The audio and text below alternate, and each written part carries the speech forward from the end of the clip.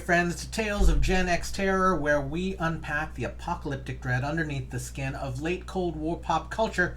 My name's Neil, and I'm super bad. Today we've got a superhero comic book for you, and I should say, there's a long history of taking scary things and adding the word man afterward, and making them superheroes. And with that, we've got 1978's Firestorm the Nuclear Man. Let's take a look at this guy. He is such an iconic character. He's got the yellow and orange outfit with the cool starburst pattern on it. He's got a head that's on fire, and if you were me at the age of 7, a character with its head on fire would have been terrifying in the most awesome way. Let's look at more on this cover. A dynamic debut in this explosive first issue. There's Firestorm's cover. Let's get to the inside. Firestorm was created and written by Gerry Conway and co-created by Milgrom. Gerry Conway, famous for writing decades and decades of comics material, not to mention Spider-Man for many years before this. Heads up, New York! Make way for Firestorm! Wowee, if the kids at school could only see me now. I haven't felt this good since I made the winning touchdown in the championship game with Central High. Sense it. Something special is in the air tonight. Tonight, in the starlit winter sky of Manhattan, a hero is being born. And he loves it. Bashes through a Daily News helicopter. Harry, did you see that? 1 minute this flying joker was headed straight at our chopper, and the next minute he flies right through us like we're not even here. No problem, gents, for a kid who can switch his atomic structure at will. The name's Firestorm, gang, and in case you hadn't guessed, I'm the world's first nuclear man. Very good, Ronald. You have tested your powers and found them adequate. Time now to deal with more serious matters. Agreed? Right, Professor. For example, a first-class jerk named Eddie Earhart. The creep who made me what I am today. Not to mention almost killing me in the process. Splash. He runs into what looks like a nuclear lab. Oh yes, it is the Brooks nuclear power plant. So he phases into this building, people running around like crazy. Eddie, look! Some freak making like a bird! Hold that thought, you bozo, and drop that dynamite! Whoever he is, we can't let him stop us blowing up this plant! Use your guns! Kill him! A moment frozen in time. The shouted command is like a sword cutting through the hero's bravado, slicing thought like flesh and laying bare the bone of memory. Suddenly this game has become deadly, and in shock, Firestorm's mind jumps back to another game 12 hours before. Less dangerous perhaps, but to Firestorm, no less meaningful. Hey kid, grab the ball! No way, it's coming in too fast. He'll fudge it. He's got to... Wanna bet? It's a touchdown! We win! Cliff, he's just marvelous. The way he leaped for that ball, he almost seemed to stretch those last few inches. Come on, Doreen, be serious. How can you be interested in a common jock when you've got me? I understand the tension now. Oh, Ronnie Raymond, you are a dear, dear, dear jock. And this is a twist here, because up here we're going to find the bully character in this high school. Say, hero, that was some catch. 2-Bit says you can't do it again while chewing gum. I love that Ronnie Raymond's bully is the quintessential nerd. It's like a switch of the Spider-Man thing, because Spider-Man was picked on by the jocks, and Ronnie Raymond here is the jock getting picked on by the glasses-wearing nerd. Let's meet another important character.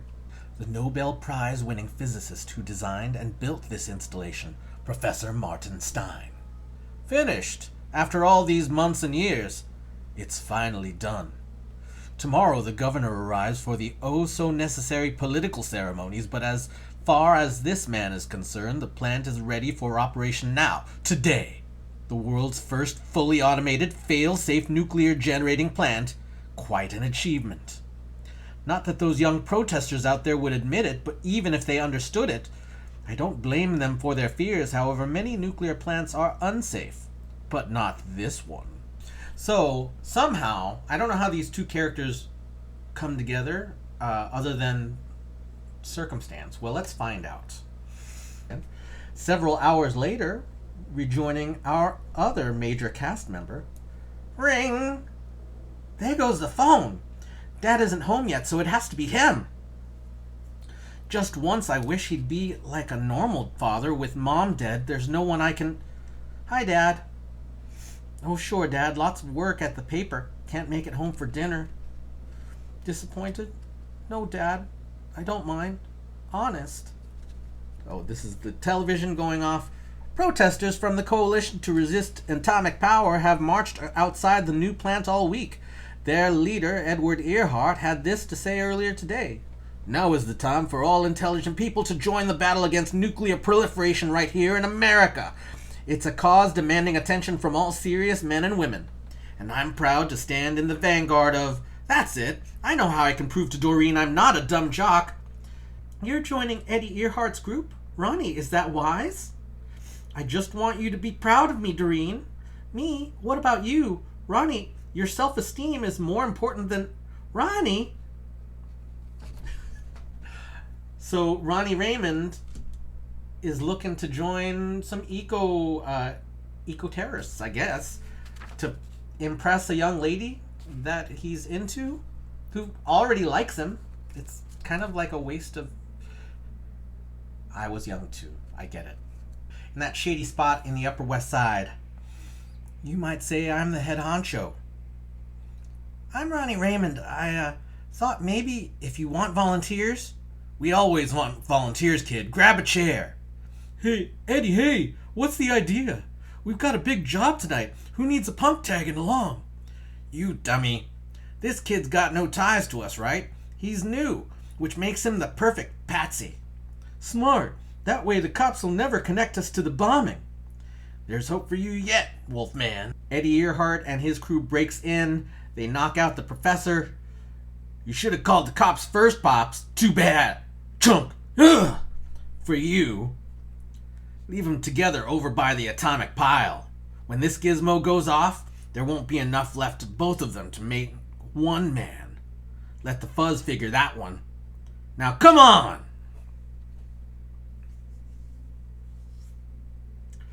There's a lot going on here, y'all. Simultaneously, a dozen steps away. Dynamite with a timer set to explode. I can't leave this old guy lying here. Gotta grab the bomb before it... At another time and in another place, under different circumstances, both Ronnie Raymond and Martin Stein would be dead in less than 3 seconds. Fate, however, has other plans. Boom. A few minutes ago, this plant was activated for the first time, and in a way inexplicable, it now blooms to full fury, catalyzed by the thundering dynamite detonation. 1,000,000 ergs of radiation pour through man and boy like sunlight through a pair of windows. Very special radiation, unlike anything previously unleashed by man. So Ronnie Raymond, Martin Stein, a bunch of dynamite, and a nuclear power plant come together to make... Ooh. Well, let's see what happens. While inside the main reactor room, Ronnie Raymond finds himself whirling in a bizarre maelstrom. I feel like I'm melting. No, not melting. Merging, like stereo images coming into focus. I'm changing. But I'm still alive! Yet that isn't possible. An explosion of that magnitude, coupled with exposure to such colossal radiation... Huh? Did I say that? Rattle off that scientific jargon? My mind feels like it's crawling with information. Things I never knew before, couldn't even guess before. There's a whole lot of talking about what he can do, and then... I might as well have the duds to match. What is it you call the aftermath of an atomic explosion? A firestorm, that's it. That's what I'll call myself. Firestorm the Nuclear Man.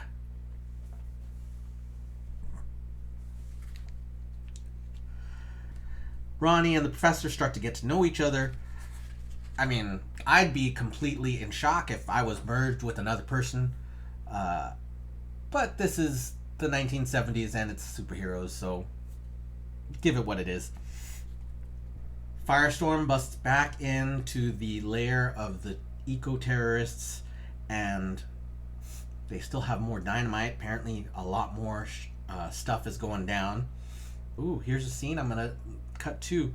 I saw him, Professor, almost like I have eyes in the back of my head.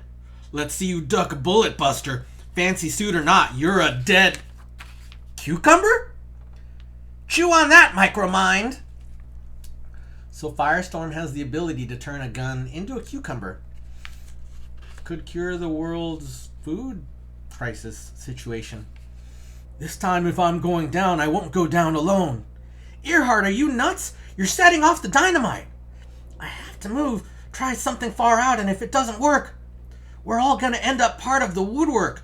Kablam! An instant of thunder, a second of flame, and then, incredibly, survival. What did you do? Why aren't we dead? We didn't die because I absorbed the blast into my own bod. And brother, do I need an Alka-Seltzer? But first, why are you looking at me that way? The cops are here now. You wouldn't... Pow! Oh, wouldn't I? And so that is the first adventure of young Ronnie Raymond, Firestorm the Nuclear Man.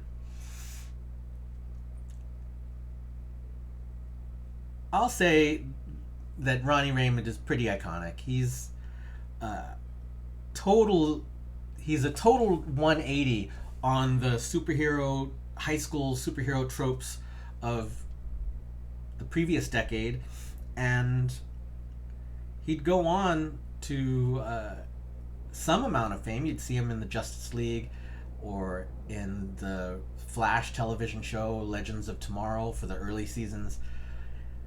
Whew, there's a lot going on in this character. There's decades of appearances of this character, but I thought I'd bring out his first appearance, which I hadn't read actually ever before, and it was fun for me to take some time with you and just put it out there.